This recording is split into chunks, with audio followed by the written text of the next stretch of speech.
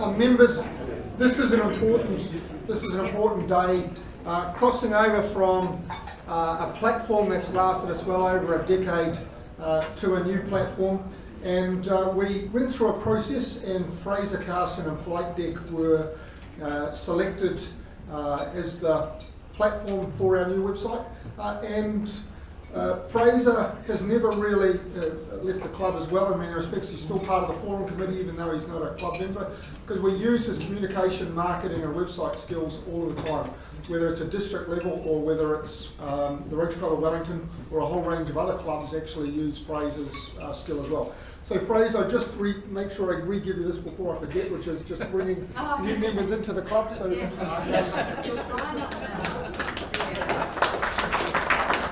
so no pressure. Fraser, without further ado, I'd invite you please to talk through the new website we've got from Tech Today. Well, kia ora, and thank you, Mark.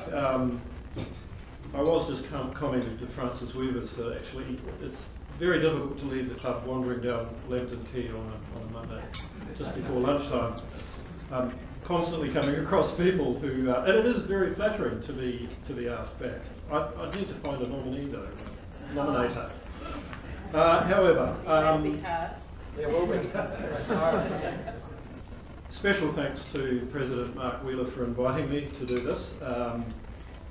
Mark has asked Rebecca and I'm not sure that Rebecca wants to say anything, but Rebecca will be up here in a moment to take you through the new website. A really big thank you to Rebecca and Michaela for supporting the process, which has been going on since about the beginning of November, I think, Rebecca. And I'd like to endorse the thanks for Francis Weavers as well, because you'll recall, Francis, I was in those early meetings over at Mark Stevens' Capiche offices when that original website was planned some 10 years ago, I think. So it's had quite a history, and it's been remarkable how Francis has maintained that website, almost single-handedly a lot of the time, I think. So big raps to Mark. Yeah, and Rebecca has spent, I can tell you, because I get the emails at about 11 o'clock at night, how do we do this and how do I do that? So she's been loading content into the website and playing around with it and learning the systems throughout that period, which included Christmas and the New Year, some of it as well. I've also been asked to give some background on my mission, which is in my flight deck company, to address some of the issues in media and technologies we find ourselves in today. So it's a bit of an opportunity perhaps just to spend 5 or 6 minutes talking about some of the background. But firstly, I'd really like to pay a tribute to this club, which is nearly 100 years old. Remarkable, isn't it? 1921. The first meeting happened, and somebody called Roberts was the first president, and that was the password while we were developing the new website, Roberts 1921. So probably easy to hack by the Russians if they worked it all out.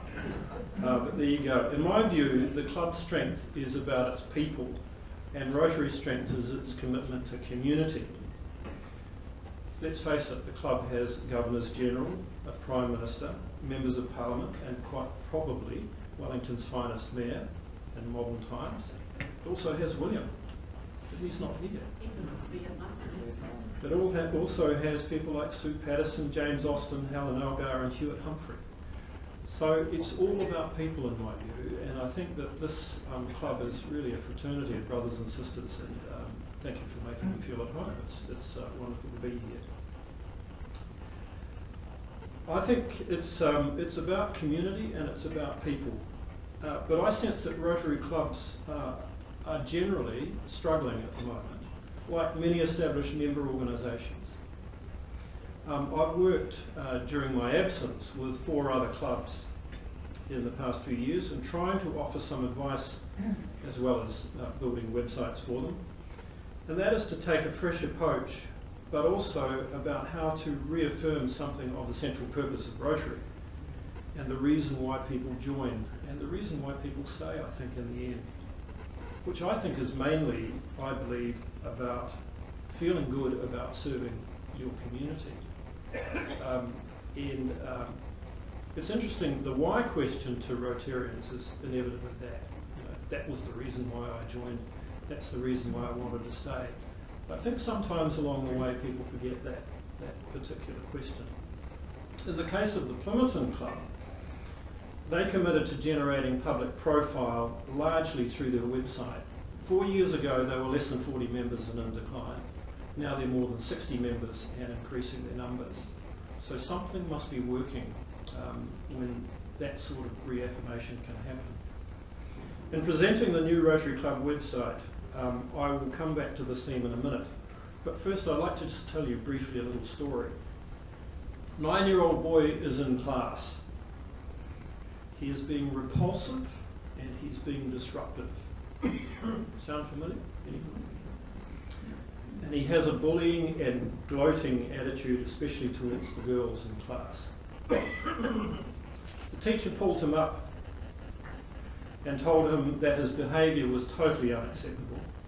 He should chew less gum, read fewer comics and bother to learn how to read and write properly. She told the boy, because you are so arrogant, defiant and obviously dislike other kids, nothing will ever come of you. And she was right. He just became President of the United States of America. My daughter once asked me, are the values that we are taught as children to look for the best in everyone, be truthful and respectful of others, why do they so often not apply to our leaders? It's a good question. I struggle to answer that one, to be honest. What is happening in the world, what's happening in the world where scientific evidence can count for little, when all one needs is an opinion and hordes of others to agree on Facebook? Should we now expect to go to a public library and find fiction books mixed with non-fiction? Why go to a library at all when I can read someone else's Twitter here on a mobile? This mobile phone has access to more information than was ever in the Library of Alexandria. It's sobering to think that. Al Gore's book, The Inconvenient Truth, is replaced by Trump's book called The Convenient Untruth. Think about that. Actually, it's not a book, it's a tweet. The big issues of our world are about how democracy in our daily lives are yielding an avalanche of mixed information, bouncing around in bewildering sound bites of echo chambers. It deals in addictive snapshots, but so often with little substance to it. In this environment, when people are pushed to the edge and bewildered by rational but inconvenient evidence, is it any wonder they are attracted to people selling shiny, simple messages packaged with raw emotion? So how does all of this work? Well, if we were observant of what's been going on in technology and the media, we would have seen that for years talkback radio has dealt in outrageous opinions where little is backed up with any real critical analysis. Now Google and Facebook dominate our digital space, and that's enormous. It's an enormous space that people are involved with. They've opened the door for good and for bad. Their share value is enormous, and they make money by using free data and addicting people to their algorithms, people loops and hollow echo chambers. So about 20 years ago, as an exponent of traditional media communications, I decided to try to understand the new media world and technology. This is even before Google and Facebook really happened. It seemed to me that we should, in the new media environment, cultivate alternative ways for people to access more curated and reliable content or online content, and not accept that people have short attention spans, only capable of watching a 2-minute video or 40 words. Because I'm constantly told this by people, including my clients. No point in writing more than 40 words because people won't read it. You know, if you do a video, 2 minutes is the maximum. Attention spans are too short for people to be able to take this in. So we're not the only ones thinking about things this way, but about 6 years ago, that's my flight deck company, began to create an online platform that could generate multiple websites where those websites could offer news and resources and easily share it with other agreeing websites and into communities. In other words, creating clusters in communities of website sharing content and information in ways where resources, libraries of information could be created, but that information can be easily shared between those organisations and individuals. Our mantra is built around 3 C's: communicate, connect, collaborate. An endorsement for this came in a rather strange way, came from a social media addict who told me, I like the communicate bit, maybe the connect bit, but forget about the collaborate bit. That's interesting, isn't it? So not interested in the collaboration stuff, but we'll communicate. And connecting, we'll do that selectively probably. Our thinking will require new technologies, and believe it or not, to our knowledge, it does not exist anywhere else in this form, apart from closed online communities in the corporate and government area, and that's using existing technologies. So in the corporate area, people are used to accessing information through the corporate network, government similarly, but it hasn't applied to communities at this point. So, before I sound too pessimistic about the impact of new media, I'd like to show you the new website for the Rotary Club of Wellington. I think this club could play a crucial role in shaping a much better future, not just for our Wellington community, but well beyond as well. After all, I'd ask the question, why not? Why couldn't influence be good, for good, be a mantra? Why couldn't the 4-way test be something that is actually talked about out in the public arena much more and demonstrated as well? And let's face it, through programs like Eureka and the Rotary Forum, this really does personify influence for good. And I'd love to see this website become a primary generator of good quality content that reaches out to other clubs, to the wider community, and helps Rotary become more relevant again. So, come on, Rebecca. Yay. So we're going to show the website rather timidly as a PowerPoint to begin with, and I think that Patrick, we've got access to the internet in a moment. So, chocks away on our new website. This is a blog post that Rebecca has posted. Just went live this morning. Actually, I updated it this morning. So, because it's on a PowerPoint slide, it's slightly narrower than you would see it live if you were on a wide screen. So, some of the wide effect is somewhat diminished. So, with a roll of drums, here's the home page. Okay, so what you'll immediately see there is that it's we're using big imagery on the home page. We think that expresses something of Rotary rather well. And the big images that are on the home page are on a rotation, what's called a slideshow. So they just automatically rotate through. So at the moment we've got 3, which are covering Eureka, Jumbo Tennis, and this one, which is an international one on polio. So if you click on any of those images as they're going through, it'll go through to another page on it. Now, if we scroll down the home page and just zoom in a little bit, what we can see are blog stories, news stories, media releases, events, whatever the website administrator wishes to put onto the home page. And the formatting of these is a preset formatting, so it makes it really easy for Rebecca or whoever's managing the website at that time to place those things on the home page. So the idea is to have the home page dynamic, fresh content the whole time. You know, the latest posts will be appearing here. So if we go back up to the top, what we see is a double line menu at the top there. And then access to a members area, which is in the top right, so you can't miss it if you're a member. Essentially, this website has 2 audiences. Obviously, members, and information for members, which is both publicly available information and private information in the members-only area, and obviously members of the public who will be going into the website looking at perhaps becoming a member or just out of interest. They do a Google search and find a club. So that menu across the top is provides people with a destination to where they want to go. So if, for example, we click on the About page, go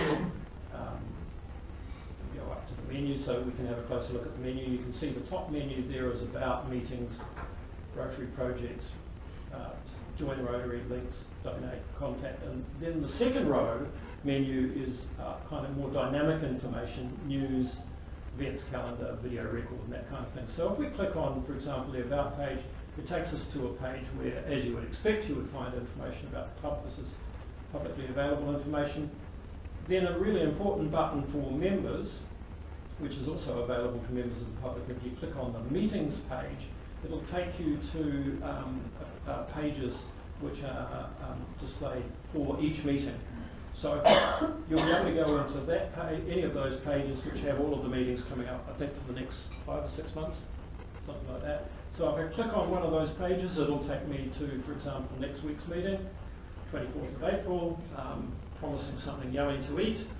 And then if I scroll down on that page, well, you can see all of the information that's loaded in there for that particular day. And then if I scroll down, you can see lower down people's responsibilities for that particular meeting. So you can see who was going to be greeting, who's going to be doing the introducing, so on and so forth. So that information appears as that information comes to hand. So obviously some of the meeting events that are posted, which are further down the track, won't have some of that information because it doesn't exist. But generally next week's meeting will have all of that information in there. Now that information is also available somewhere else, and I'll show you that in a moment.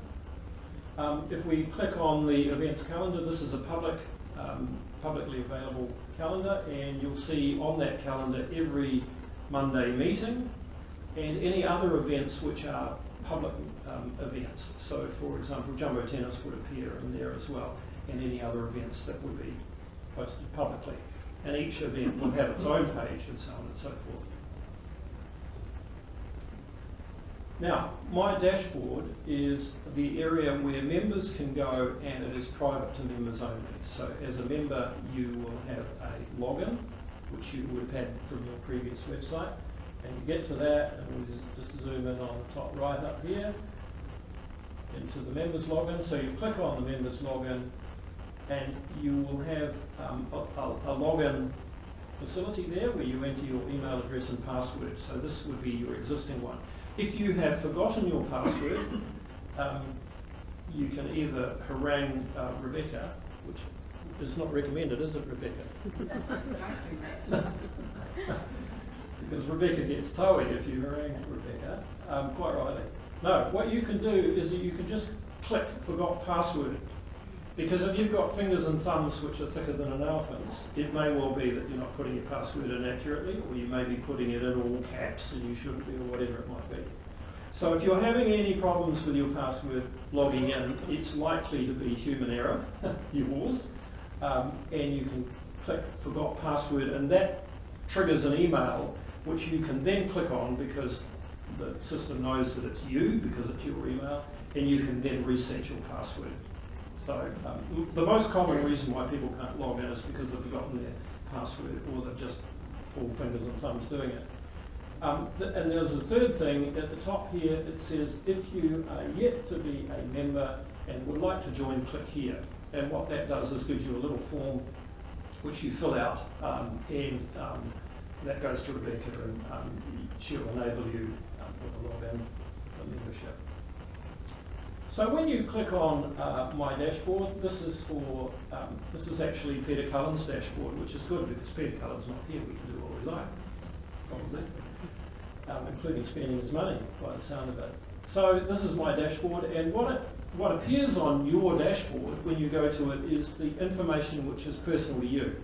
So if you are a sergeant in 2 weeks' time, if you are doing a 5-minute talk, whatever you're doing, and also registering for events. So in other words, it's picking up your activity.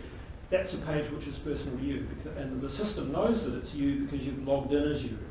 So that area will be constantly kept up to date by Rebecca and yourself as you register for things. And that's where you would go to just check on what responsibilities you've got, anything that might be coming up. On the right-hand side, is a menu which is essentially a library, largely a library of information for club members. And we won't go into all of them, but you can see that there's send an apology, events calendar, the members directory, which has largely been transferred, I think, Becca, hasn't it? We need new photos. Yeah, we just need photographs, so you might need to talk about that. Do you want to talk about that shortly? So I'll just go into that. So you'll see the fourth one down there is edit my profile, and that's a very important one for you to go into, because that's what we need you to do to have a look at to update your information. So if you change your phone number, George, you change your address or something, anything like that, that's where you go to put all of that in. And right now, are we asking people to upload photographs and so on? There are some photographs there, but then the old website will take smaller files. We need bigger files, so I can either take photos for you if you want to show up, and I can take a quick headshot, or you can email them to me, or you can do it yourself up here. Yep. Now, Bishay, there you are. That's what your profile page looks like. Okay, you're a little bit pixelated because we set the photographs a little bit big for the photographs that we've got. So But it's your good side. We'll either reduce the area down for the photographs, or we'll just get better photographs. Probably better to get better photographs.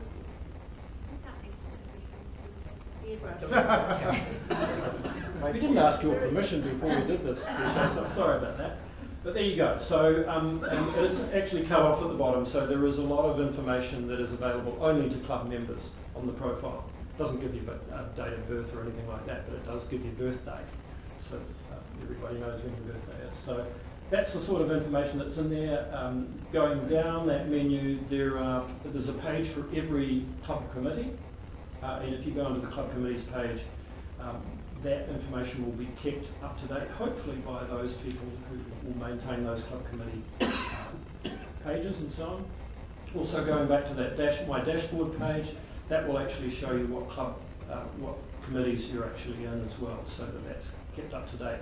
And that just requires Rebecca to manage that centrally, and it migrates through to each person's area of responsibilities. Okay, so we're going to ask a few, see if we've got time at the end for any questions, and when we might go to the live website, but we might be running out of time. Go about 4 or 5 minutes. Okay, I've got, just wanted to mention our communities area. So you'll see up in the top there that on that bottom line, on that bottom menu line, it says our communities. And this is what I'm talking about with this unique piece of technology. One of the things that we've been doing is setting up hub sites for communities, and Wellington is one that we've set up. And this is what the Wellington site looks like. You'll see it's got a rather strange URL, wellington.myn.nz. MYN is short for my town, and it means that we don't have to keep registering URLs every time we go to a different town. So we could do thousands of towns, even live in myn.nz, so on and so forth. So we started with Wellington, and we've got one in Porora as well, which is working really well for the Plimerton Club and other organisations out there. In fact, I'm seeing the Mayor of Porora next week about how he can get involved in getting him blogging and so on and so forth. And we've got other sites like this one we called Social Impact. Now this isn't an organisation, we just decided to do a website. And these websites just simply receive content from other websites. So they don't generate any content themselves. Citizen-generated content, resources, news, views, events, and so on and so forth. What these websites do is that they display all of this content aggregated from other websites and bounce it back to those websites that are generating the content. That means those websites generating the content are getting more traffic. It also means that if your website has content from other websites, it's automatically a more interesting website because it gets content from elsewhere. So this was the vision, if you like, and it's manifest inside this new website. If I click on our communities, I go through to a page which is the Wellington community, and it's got a little disclaimer at the top there because it says we don't take any responsibility for the content that appears on this page. Although Rebecca can go in and blacklist a website that she thinks is misbehaving, or she can delete any pages that she sees that we don't like. Or we can actually go to the extent of actually just receiving content from websites that we trust. But we've set this up as a Wellington community page, And so therefore it receives a whole lot of stuff from other websites in the Wellington community. And if we scroll down, we can immediately see that there are a couple of posts, well, it's 3 posts already from the Rotary Club of Wellington, which are appearing in other websites. And down the bottom we can just see the beginnings of a post which was from Dance Aotearoa, New Zealand. Now, if we go back up to the top, you'll see on the right-hand side it says Clubs Cluster, Rotary District 9940. There are 9 other Rotary websites on Flight Tech, including 4 other clubs, Plimerton, Tawa, Kapiti and the Rotary Club of Hutt City. So if we click into that page, we can immediately see that there's content that's coming from that cluster of websites. So the top one is from the Rotary Club of Wellington. And if we scroll down, we can see smack in the middle is that there's a post from the Rotary Club of Tawa about one Tony Hazard, who was speaking at that club 2 or 3 weeks ago. So if you're going into those pages, you can click on any of those and it takes you to the originating website, so you'll end up in the Rotary Club of Tawa website. So that's pretty much how that works. So what it means for this club is that, and we've found this for other organisations and websites, is that it encourages much more dynamic content. We know that websites love lots of current content.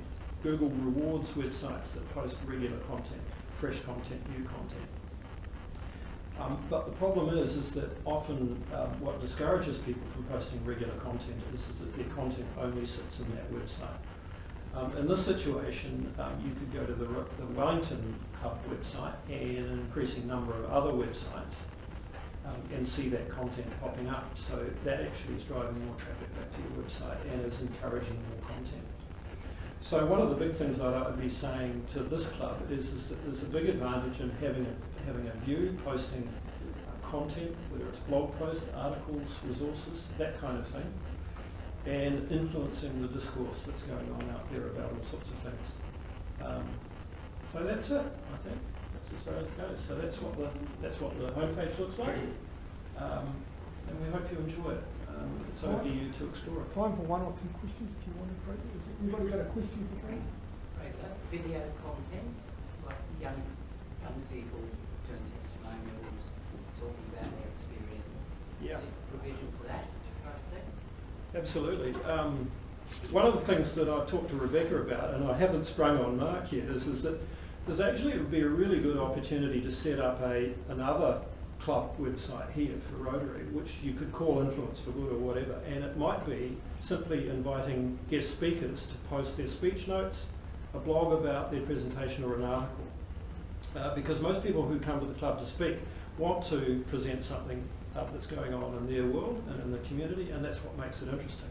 And wouldn't it be good if this club could actually be a funnel for them? If they're a guest speaker, then they qualify to be able to do that. So I think young people would be great. Tony and I have had some discussions about scope actually, and because I think that there's a real opportunity to engage younger people in what Rotary is doing this way actually. Yeah. I'll take one last question. Fraser, I take it that this website is mobile friendly and Yep. does away with the need for a mobile app. Yep, yes it is. The only reason why it might not be mobile friendly in some situations is because individual images might not have been optimised for it, and already it's got quite a number of images, so we think that they're all mobile friendly, but the website itself squashes down to mobile, yeah. Well, Nick, one last one. Is there any question about security, about hacking into the website? About hacking into the website? Yeah. Planning on it, Yeah, well, any website platform, that's a preoccupation to try to ensure that it doesn't allow access to that sort of thing. It's false to say that any web platform cannot be hacked. That's just an impossible statement. In fact, one of the interesting issues is that WordPress, which is the world's biggest website platform, is the subject of probably the most hacking that goes on, and it's because they're the big people, and they've had to put in place huge systems and measures to try and mitigate against that. But yeah, it's a serious consideration to try and stop that from happening. The thing is that on our platform, the website is backed up in 3 places, in remote places. So if we had a server in Edgecombe, we might have been worried over the weekend. But the reality is that it's backed up on a 24-hour basis in multiple places. So if somebody did hack it, we could reinstate it because we'd have a record of what was already there. Thanks, Fraser.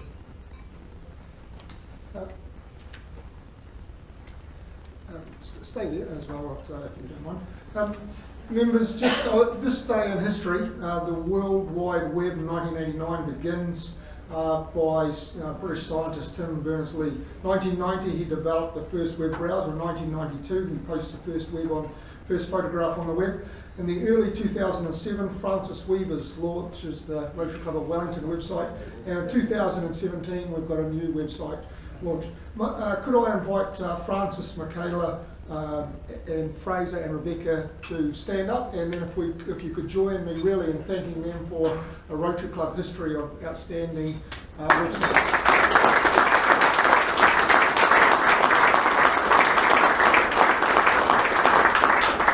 Thanks very much, and as we get to experience it, so thank you guys, thank you.